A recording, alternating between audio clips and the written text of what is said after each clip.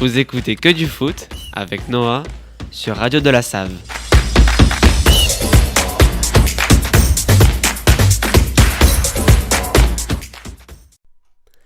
Chères auditrices et auditeurs, je vous souhaite la bienvenue dans votre chronique hebdomadaire du mardi, Que du foot. Je ne perds pas de temps et commence à parler de cette confrontation entre l'AS Monaco et le Stade Rennais, un match ouvert avec un score qui en dit autant, 3-2 à l'arrivée. Le premier but a été inscrit par Marnès Sakliouche sur un retourné acrobatique magnifique.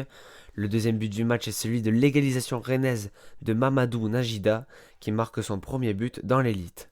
Au retour des vestiaires, tout s'est accéléré avec un but dans un premier temps de Mika Bierretz qui ouvre son compteur avec Monaco et dans un second temps, un but du break signé Alexander Golovin. Pour terminer sur ce match, Amine Gouiri a signé une entrée gagnante avec un but à la 67e minute de jeu. Strasbourg s'est imposé face à Lille, mettant fin à leur série de 21 matchs sans défaite. Les hommes de Liam Rosenior ont pourtant été menés de la 8e à la 70e minute de jeu par les Lillois grâce à un but d'Ossam Sahraoui. Mais 20 minutes avant la fin du temps réglementaire, Andrei Santos a égalisé. Puis 4 minutes après, son coéquipier Emmanuel Emega a marqué le but de la victoire, son 8e but en 14 matchs. Paris recevait Reims juste après leur victoire remarquable face à Manchester City 4-2. Pour la première de Kvaratskhelia, les joueurs de la capitale ont été tenus en échec par les hommes de Lucas Esner. Le match est pourtant bien parti avec un but signé Ousmane Dembélé à la 47e minute de jeu. Mais 9 minutes après, les Rémois ont marqué un but en la personne de Keito Nakamura sur un super mouvement collectif. Le score final est de 1 partout. Le match de dimanche était un derby entre l'OGC Nice et l'Olympique de Marseille. Ce derby du Sud a été remporté par les Niçois sur le score de 2-0. Dans un premier temps, les Niçois ont ouvert le score en la personne d'Evan Guessant, qui a su profiter d'une erreur de Lilian Brassier.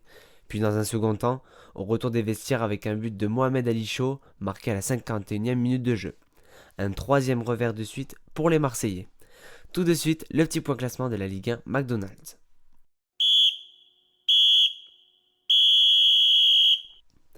Le PSG reste seul leader de notre championnat avec 47 points et toujours aucune défaite. Ces derniers ont une avance de 10 points vis-à-vis des Marseillais, actuels deuxième de Ligue 1.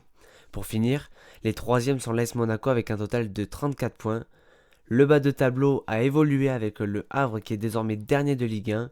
Devant eux, pour la première fois de la saison, on y retrouve Montpellier avec 15 points et une série de 2 matchs victorieux. Pour finir, le Stade Rennais sont les nouveaux barragistes avec 17 points pris suite à leur défaite face à Monaco. Chez les filles, la Coupe de France était au rendez-vous avec notamment le Paris Saint-Germain plus que jamais favori pour le sacre. Ces dernières ont respecté leur intention en gagnant 6-1 face à Nantes chez les Canaries. Les buteuses étaient Mensita Traoré, Jennifer Etchegeni, Tara Cynthia Hermine Elimbi Gilbert, Corbina Albert et Romé Lutcher avec un doublé. Les qualifiés pour les quarts de finale de la Coupe de France sont le Paris Saint-Germain, Lille, Le Havre, Saint-Étienne, Toulouse, Le Mans, le Paris FC et le Dijon FCO. Votre point local commence tout de suite. Fonsorbe et Aucanville se sont maintenus avec un score de 2-2. Le FC Rive a démontré sa supériorité face à l'Uznac avec un score lourd de 8-2.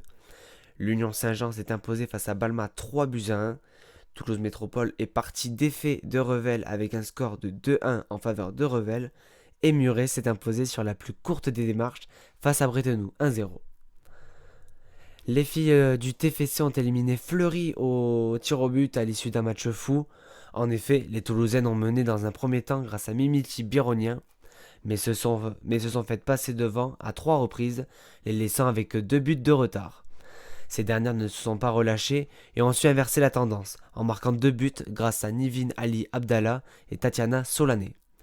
Pour les hommes de Carles Martinez-Novel, la frustration était la principale émotion à l'issue de ce week-end, étant donné que les Toulousains ont perdu face à Montpellier sur le score de 2-1. Le but toulousain a été marqué par Christiane Caceres. Rendez-vous dimanche prochain pour ces deux catégories à 11h pour les filles face à Saint-Malo et à 15h pour les hommes face à Nice. Ces deux affiches se joueront au Stadium.